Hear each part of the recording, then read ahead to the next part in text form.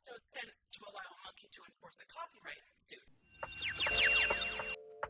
We all agree monkeys shouldn't be able to bring copyright lawsuits. What about AI? Monkeys see, monkeys sue will not do in federal court.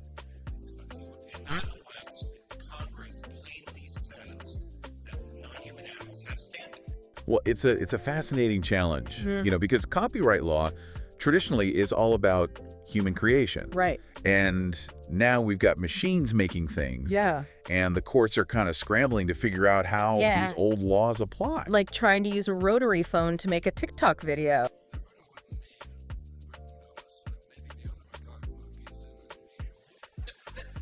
That's precisely right, Your Honor. Naruto might be required under this statute to provide written notice to other monkeys who also claim an interest in the selfies. I think we can all agree that it makes no sense for a monkey to enforce a copyright.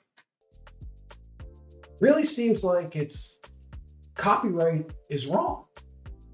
And what if I told you that the most important cases for understanding AI copyright isn't about AI at all? What we're looking at this year is the impact of copyright on people who create content, art, and the people who need it to feed the data engines for these large language models like ChatGPT. In between is this big fight because everyone is fighting using old rules and trying to apply them to today. So what we're going to go through are 3 cases of copyrights, all brought up and involving aliens, AI, and monkeys. Now you may say, wait, that earlier part, that doesn't even make sense? Wait till you get into Naruto the monkey as we step into understanding how one non-human trying to get a copyright might be the same thing like AI getting a copyright in the eyes of the law. In this episode of AI, aliens, and monkeys, who gets the copyright? One of these did. Which one do you think it was?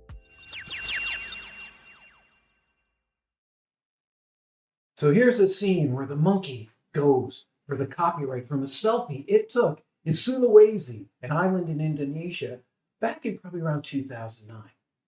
So let me give you a little background of what made this monkey that they called Naruto, obviously didn't have a name before the case came up, to seek a copyright for a selfie that it literally took by itself. Let me backtrack a little, zoom out, and share with you how David Slater, a British wildlife photographer, goes to Sulawesi, an island in Indonesia. He goes there because these monkeys, called crested macaques, are an endangered species. He wants to take some photos. This is what he does for a living. So he goes to the island, comes out with the photos, sets up the cameras, sets everything up, and does his thing. But one night he left it there. He was playing with the monkeys who were looking at it, playing with the camera. They understood and could see the reflections in the lens and things like that.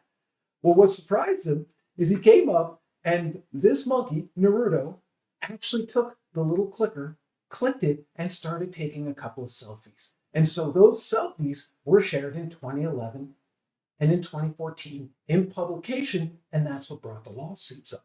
Because PETA, the People for the Ethical Treatment of Animals, and Tector and Wikimedia were all involved in an interesting approach to say, this monkey, Naruto, has a right to a copyright.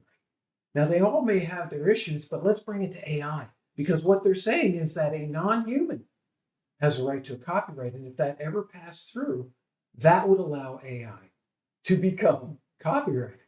And so those lawyers you heard at the beginning of this episode discussing that in federal court, the appeal pushed really hard against the fact that, one, you can't give copyrights to a human, and two, the monkey cannot do what a copyright needs to do. And PETA was saying they're our quote-unquote next friend, which is a legal term, meaning they'd represent them. But the fact was, if the monkey wanted something to, get notified out to his other monkeys in the forest, Naruto wouldn't need a written notice, like maybe the other macaque monkeys in Indonesia. That's precisely right, Your Honor. Naruto might be required under the statute to provide written notice to other monkeys who also claim an interest in the selfies. how would he do it? See, it's sort of silly, right? What a crazy argument. But what they did, and obviously this got turned down But in the battle, PETA kept coming forth because what we need to look at here as a takeaway from this case is just like AI, there was a validity in this. But what it taught us about this that was so interesting is that Naruto actually took a photo of himself. And there are very smart monkeys and baboons and macaques being trained. What if one of them took a photo itself? Because back in 1884, the famous poet Oscar Wilde a picture was taken of him, and the person who took the picture got the copyright because the copyright department said, hey, camera is a tool. You have to set it up, have to take the photo. That was the argument the photographer made, saying, hey, I did all the setup. The monkey happened to use it, but I own the copyright. But the settlement is what makes it really exciting for AI. So instead of coming at each other, they made a compromise.